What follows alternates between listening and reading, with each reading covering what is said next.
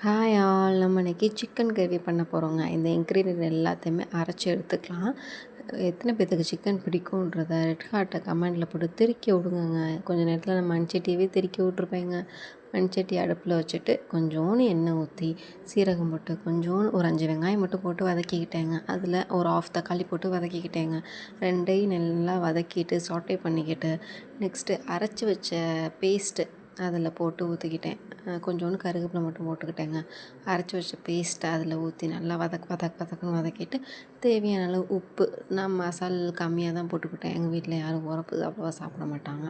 அது நல்லா பச்சை வாசனை போனதுக்கப்புறம் கழுவி வச்சு சிக்கனை தூக்கி போட்டுற வேண்டியது தான். போட்டு அதையும் நல்லா வதக்குன்னு வதக்கிட்டு கொஞ்சம் பச்சை வாசனை போனதுக்கப்புறம் தேவையான அளவு தண்ணி ஊற்றிட்டு கொஞ்சம் தான் நான் தண்ணி ஊற்றினேன். ஒரு கிளாஸ் மட்டும்தான் ஊற்றினேன். அப்படியே மல்லித்தூளை போட்டு மூடி வச்சு வேக வச்சு இறக்குனா வேறு லெவல் டேஸ்ட்டுங்க. மண்பானையில் வச்ச சிக்கன் அவ்வளோ டேஸ்ட்டாக இருந்துச்சு. அப்படியே கூட்டாஞ்சோறு மாதிரி எல்லாம் உட்காந்து சாப்பிட்டோம். சூப்பராக இருந்துச்சு. லைக் பண்ணுங்கள், ஷேர் பண்ணுங்கள், சப்ஸ்கிரைப் பண்ணுங்கள்.